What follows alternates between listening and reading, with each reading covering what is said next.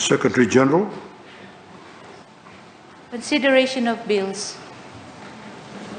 Honourable members, I now call upon the Attorney General and Minister for Economy, Civil Service and Communications, the Honourable Ayaz Syed Qayyum, to move his motion. You have the floor. Thank you, Mr. Speaker, sir. Mr. Speaker, sir, pursuant to the resolution of Parliament on Wednesday, 28 July 2021, I now move that the following bills be debated, voted upon and be passed. 1. Reserve Bank of Fiji Budget Amendment Bill 2021. 2. Fair Reporting of Credit Budget Amendment Bill 2021. 3. Maritime Transport Budget Amendment Bill 2021. 4. Offshore Fisheries Management Budget Amendment Bill 2021. 5.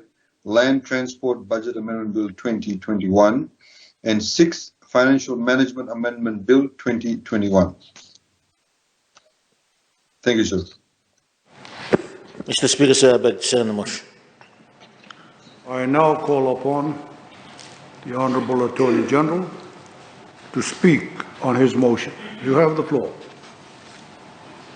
Thank you, Mr. Speaker, sir. Mr. Speaker, sir, I'd like to first of all start off with the Reserve Bank of Fiji Budget Amendment Bill 2021. We all know the Reserve Bank of Fiji was established in 1984 under the Reserve Bank of Fiji Act 1983. The RBF's principal objectives are to protect the value of currency in the interests of balanced and sustainable economic growth, formulate monetary policy, promote price stability, and issue currency. To support its mandate, the RBF advances funds to its account holders, that is commercial banks and the Fiji Development Bank, for a period not exceeding 183 days, subject to terms and conditions set out in Section 38D of the Act. As part of its broader role to support development in the Fijian economy, the RBF administers a number of concessional funding facilities, such as the Import Substitution and Export Finance Facility, or ISEFF, Disaster Rehabilitation and Containment Facility, or DRCF, and the Housing Facility for Businesses and First-Home Buyers. To date, a total of $334.9 million in loans have been disbursed under these special facilities, with a total of 220 businesses and 1,153 homeowners assisted.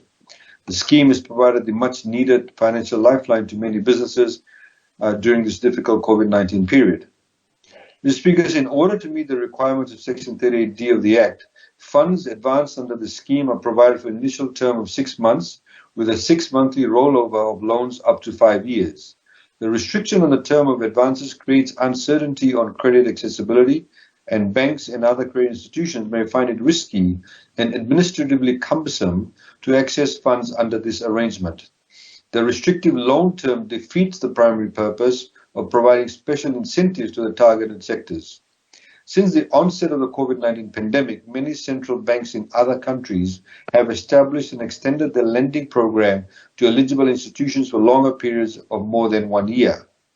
The objectives of these special programs are mainly to support lower cost of credit to borrowers and to provide incentives for lenders to expand loans to businesses, especially small and medium-sized enterprises, and indeed micro-enterprises in our case. Given the expansion of the RBF financing facility to cover micro, small, and medium enterprises lending, and to encourage more uptake in the scheme, extending the maturity of these loans beyond the 6-month limit will provide additional boost to lending institutions and help businesses stabilize and recover while making arrangements for the repayments. So, Mr. Speaker, sir, essentially, it's proposed that extending the term of the advance in the RBF special facility up to 5 years will provide the right incentive for lending institutions and businesses to access funds. And therefore, the period of 183 days has been substituted with 5 years. Mr. Speaker, sir, the next amendment that we are seeking to is the Fair Reporting of Credit, Bill 2021, Bill number 25 of 2021. Mr. Speaker, sir, the Fair Reporting of Credit Budget Amendment Bill 2021 seeks to amend the Fair Reporting of Credit Act 2016. The Act, Mr. Speaker, sir, provides for the regulation, administration, and licensing of credit reporting agencies in Fiji. The credit reporting sector in Fiji was not regulated before the Act came into force. the challenges faced by many customers in seeking to ensure that accurate information about the credit standing were made available to lenders led to the necessary reform undertaken to bring the sector under the supervision of the Reserve Bank of Fiji. And many members of Parliament will remember this, that before people used to just simply get reported for even $20. The first credit reporting agency license was the Credit Information Reporting Agency, or CIRA, on 3 April 2018.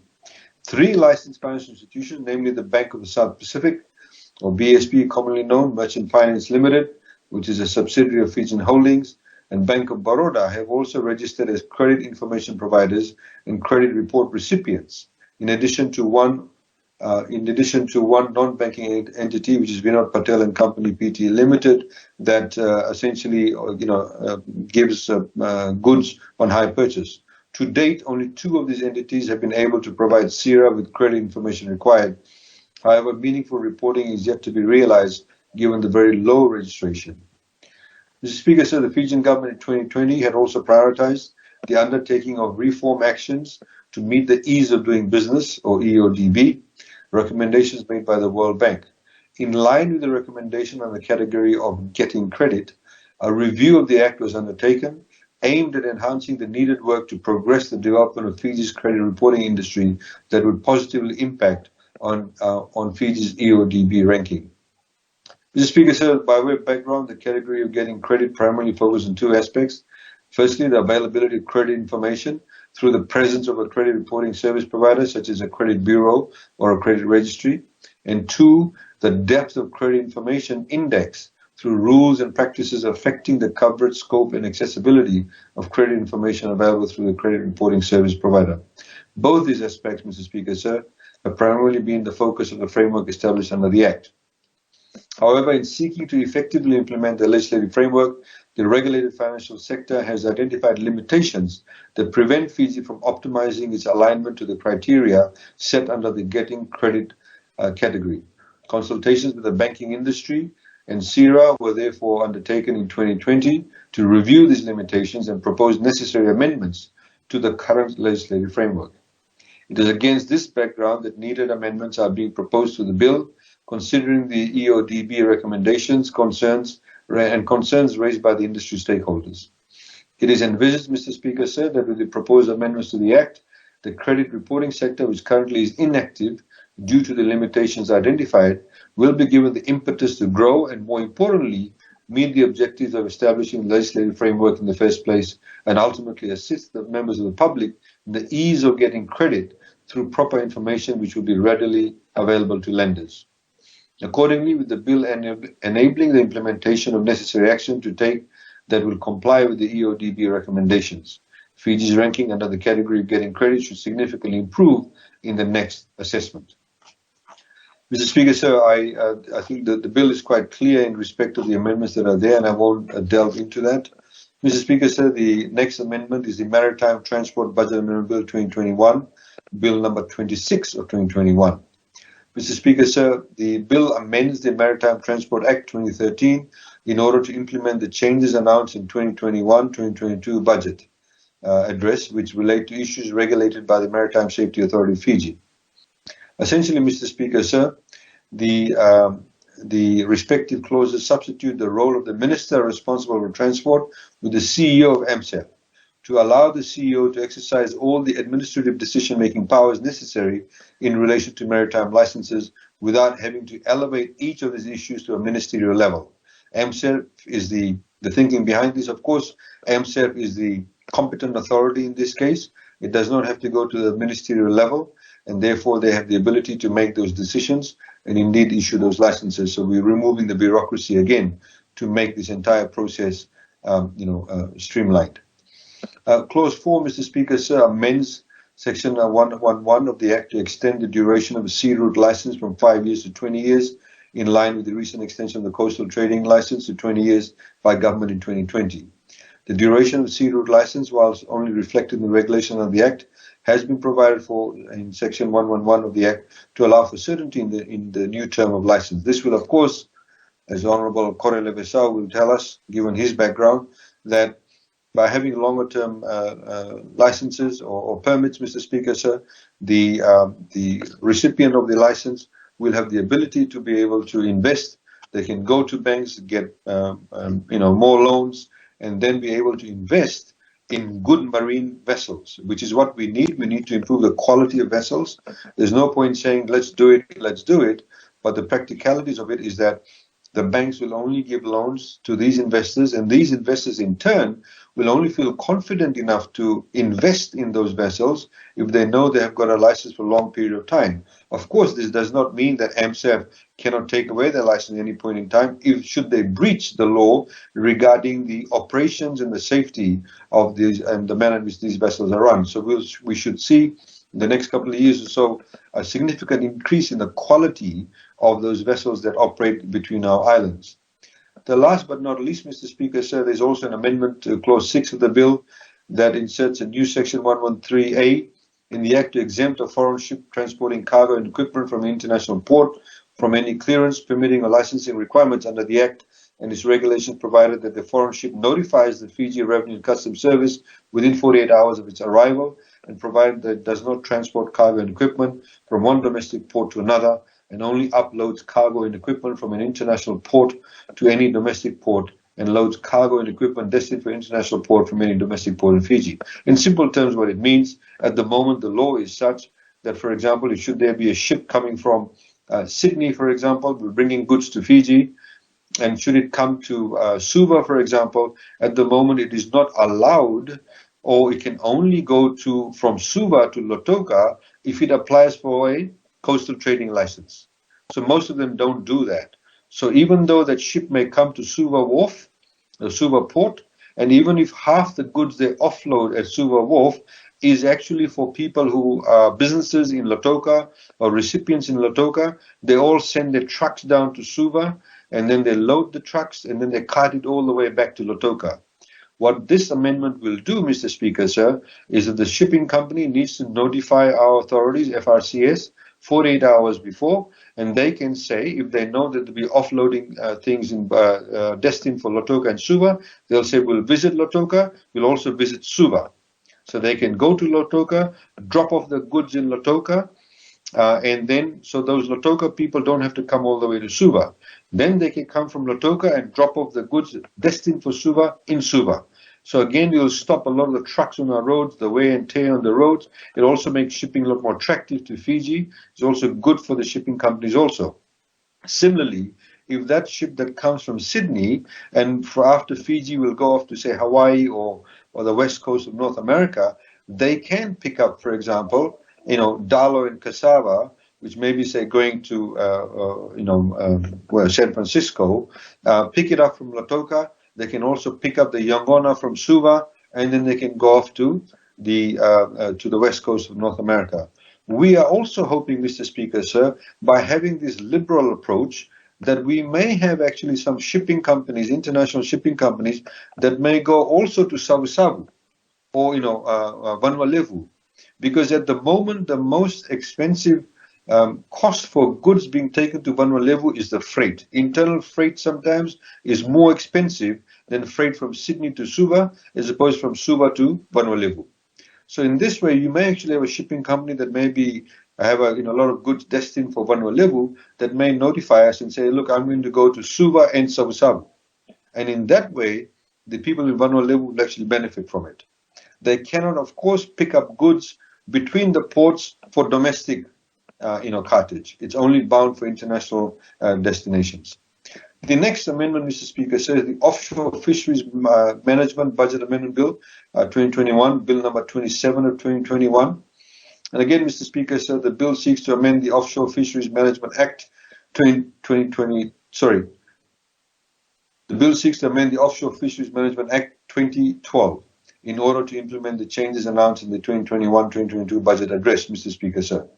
Mr. Speaker, sir, essentially, there's a new subsection, amend Section 35 of the Act to insert a new subsection 1A, which allow for the extension of the duration of offshore fishing licenses from 36 months, 3 years, to 20 years for the owners or operators of what we call Fiji fishing vessels only. In other words, local fishing companies.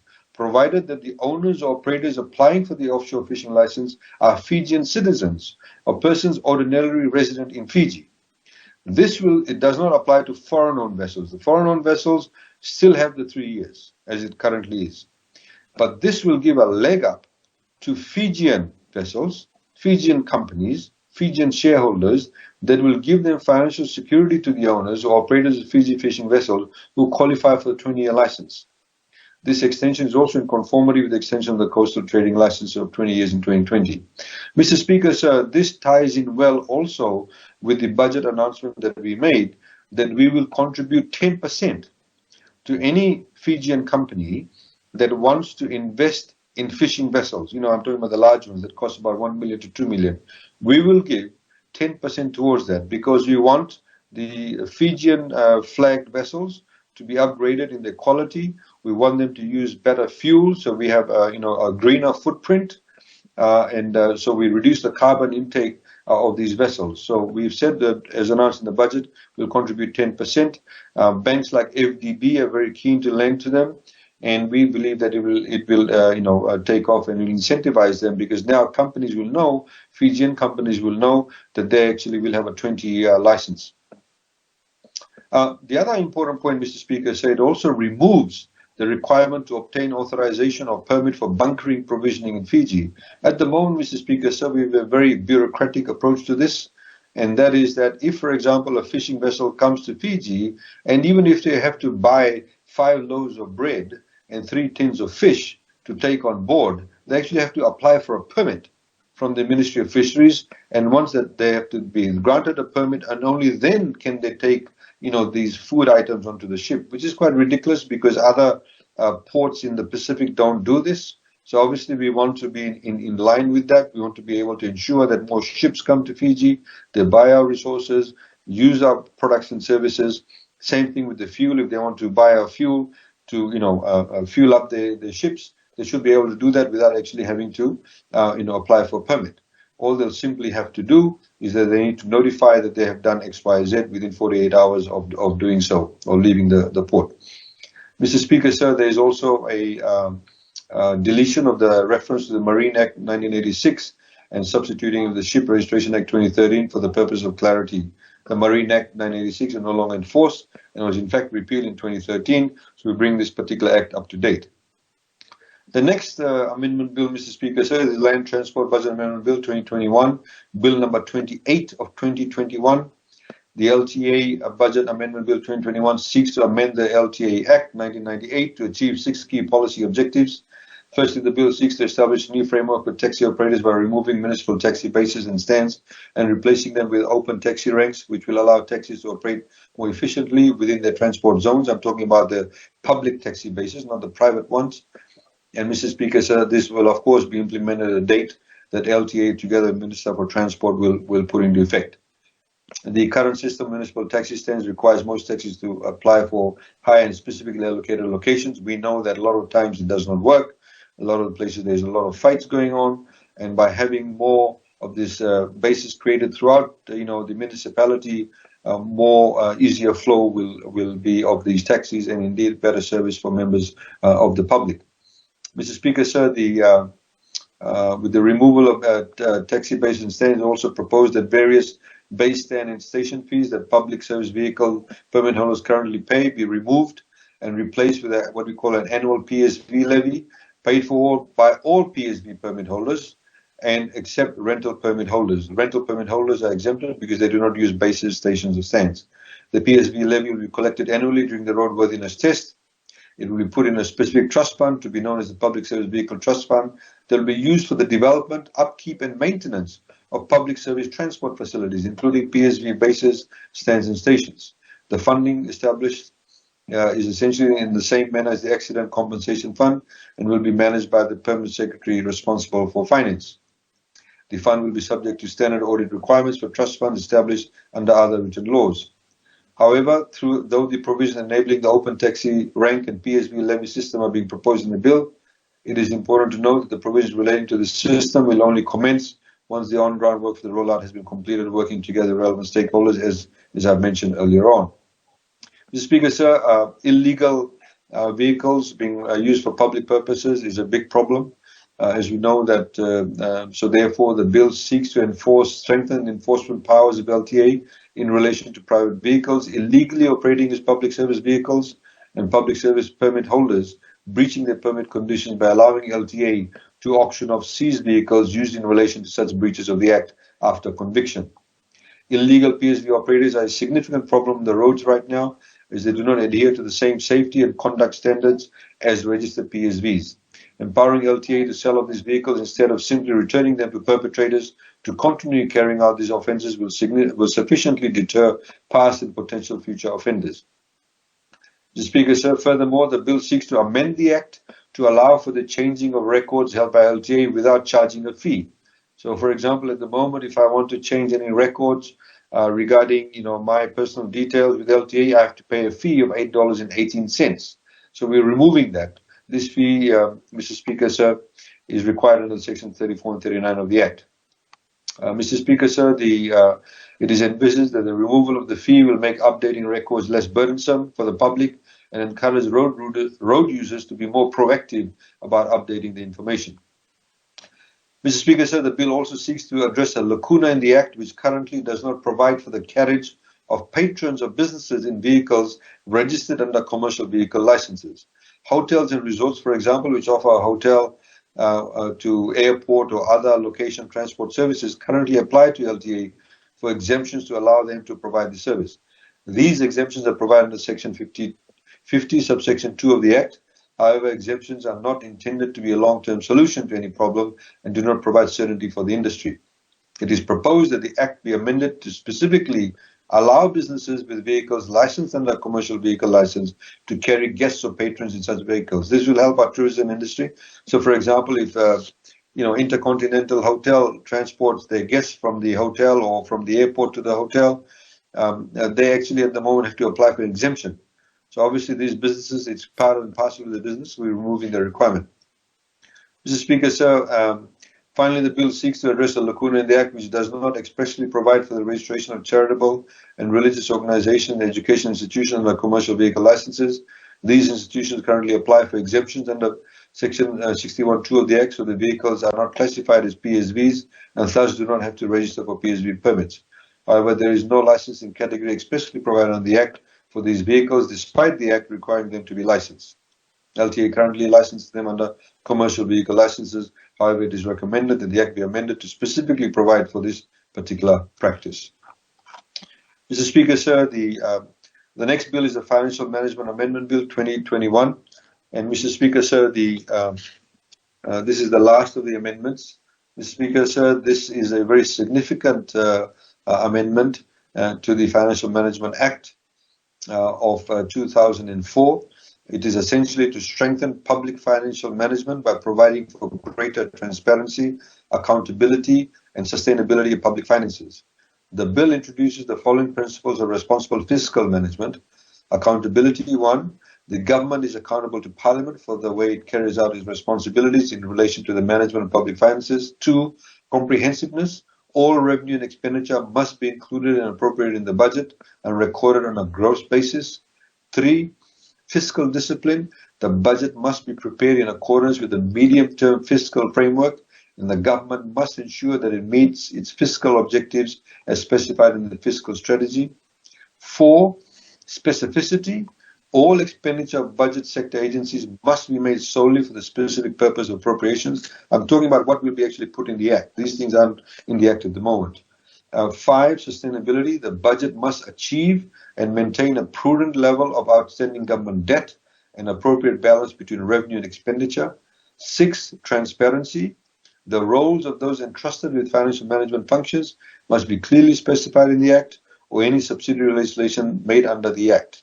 And timely and reliable financial information on the budget and budget sector agencies and off-budget state entities must be made publicly available. And 7, value for money.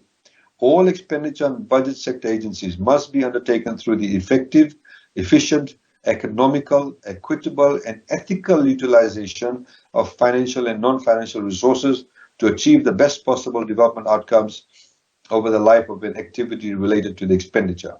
These are very onerous standards which we believe should be implemented because does not only apply to us, but for the future of all governments in Fiji. The bill, Mr. Speaker, sir, requires the ministry to prepare before each annual budget a fiscal strategy that clearly outlines the government's fiscal trajectory for a term of 3 to 5 years, medium term, outlining its plan for managing its finances, which includes expenditure, revenue, debt levels, as well as other fiscal risks that may be relevant. The fiscal strategy must be based on the principles of responsible fiscal management. It must set out the government's fiscal objectives for the medium term, set out the government's financial targets or limits for the medium term relating to A, revenue, expenditure and borrowing as a proportion of gross domestic product, B, government debt stock and government debt financing or servicing, as a proportion of gross domestic product, and C, contingent liabilities as a proportion of gross domestic product. 3, it must review the performance of the previous 2 financial years against the financial targets or limits for the medium term. And 4, review the performance of the current financial year against the financial targets or limits for the medium term. The fiscal strategy must be submitted to Cabinet before it is tabled in Parliament. The Ministry is also required to publish the fiscal strategy on an official government website. The bill also allows the Ministry to deviate from fiscal strategy if there is economic shocks that occur. 2, the effect of the economic shock cannot be accommodated through the annual budget. And 3, the deviation is approved by Cabinet. An economic shock, Mr. Speaker, under the particular amendment is a pandemic, a climate-related event, or any unforeseen event that significantly threatens or has a large-scale adverse impact on Fiji's economy. If the Ministry deviates from the fiscal strategy, the Minister responsible for finance is required to inform Parliament of the deviation and the reason for the deviation. Again, this brings about a lot more reporting to Parliament. And Mr. Speaker, sir, the bill also requires the Ministry to prepare a debt management strategy. The debt management strategy must articulate how the government intends to finance a budget and manage the costs and risks associated with the government debt portfolio for the medium term. The Ministry is required to publish the debt management strategy on an official government website. The bill clarifies that an amendment to an annual budget may be made through a supplementary budget approved by Parliament. The bill recognizes the operations of the Ministry in relation to internal audits. The bill also provides for the appointment of internal auditors and internal audit committees for the purpose of having oversight of internal audits and the work of internal auditors. Mr. Speaker, sir, the bill requires the Minister, in this case the Minister for Economy, to ensure that a pre-election economic and fiscal update on the state of the economy is prepared and published on an official website within 14 days after the commencement of the campaign period. The term campaign period has the same meaning as that in Section 2 of the Electoral Act 2014. This period is to be determined by the Electoral Commission and must not be earlier than 3 years and 5 months after the first sitting of Parliament, after the previous general election of members of Parliament, and later than 48 hours before the general elections. The pre-election economic and fiscal update must outline 1, the current fiscal performance and outlook of the economy for the medium term, 2, the level of debt stock, 3, contingent liabilities, 4, major fiscal risks, and 5, any other socio-economic indicators. A pre-election economic and fiscal update would provide for greater accountability and transparency, thus enabling a level playing field for all political parties during general election. So it's not only within the purview of government, but it must be put out in the public space so all political parties can take advantage of that proper information. The bill, Mr. Speaker, sir, makes consequential amendments to the Electoral Act 2014 to require all political parties and candidates, including those acting on their behalf, who make campaign promises before a general election, to explain in detail how those promises will be financially realized. With this new requirement, political parties and candidates will not be able to make fanciful promises without ensuring that the promises are financially viable. Voters are also likely to better understand the economic and financial basis of the policies proposed by political parties and candidates. A breach of this requirement will result upon conviction in a fine of not exceeding $50,000 or imprisonment for a term not exceeding 10 years or both. Unclaimed trust money. The bill, Mr. Speaker, also allows any trust money that is remaining and unclaimed for 1 year after the dissolution of a trust to be treated as public money and therefore be paid into consolidated fund. If a person claims the trust money and establishes the claim to the satisfaction of the Permanent Secretary for Economy, the money must be paid to the person out of the consolidated fund. This treatment is similar to that of unclaimed monies under Section 65 of the Act and ensures that any trust money that is still owed to a beneficiary can be paid to the beneficiary upon a satisfactory claim to the Permanent Secretary for Economy. The bill requires the Permanent Secretary for Economy or an internal audit committee to notify the responsible authority for a budget sector agency of any non-compliance with the Act or any subsidiary legislation made under the Act by the budget sector agency or officer of the budget sector agency.